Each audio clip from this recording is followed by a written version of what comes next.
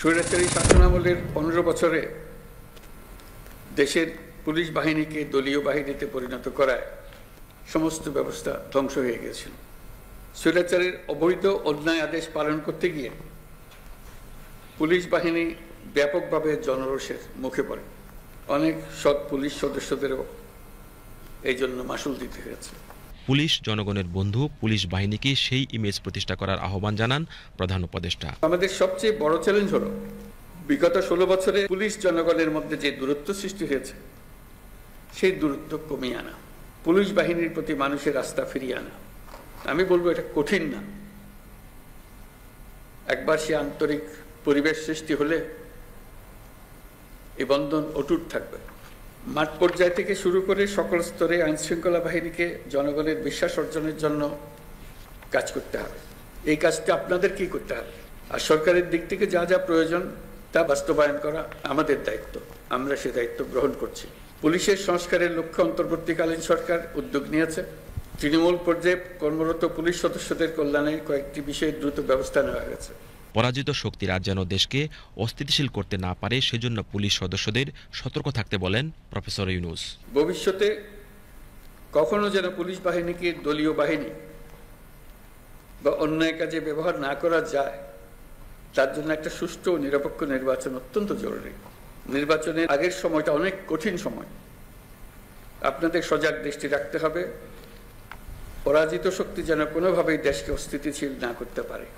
আমি আগেও বলেছি, আবারও আপনাদেরকে নিয়ে স্মরণ করিয়ে দিচ্ছি সবাইকে, আমরা একটা যুদ্ধ অবস্থায় আছি। অশুভ চক্র আমাদের স্বপ্নকে, আমাদের ঐক্যকে ভেঙে দিতে সব শক্তি নিয়ে চেষ্টা করছে এবং চেষ্টা আরো কঠোরতর করবে।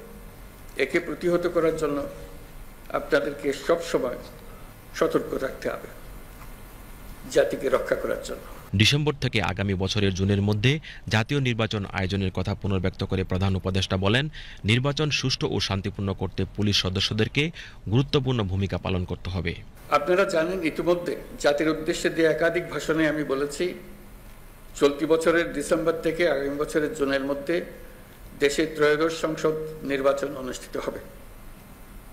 সেই নির্বাচন যেন সুষ্ঠু ও শান্তিপূর্ণ উপায়ে অনুষ্ঠিত হয়, সেজন্য পুলিশ সদস্যদের ভূমিকা খুবই গুরুত্বপূর্ণ। নির্বাচনে সকল প্রতিদ্বন্দ্বী প্রার্থীর প্রতি সমান আচরণ ও ভোটাররা যাতে নির্ভয়ে নির্বিঘ্নে নিজেদের ভোটাধিকার প্রয়োগ করতে পারে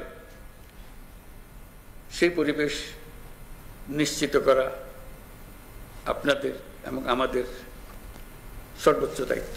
ন্যায্যতার ভিত্তিতে বৈষম্যহীন বাংলাদেশ গঠনের স্বপ্নের কথা বলেন প্রফেসর ইউনূস।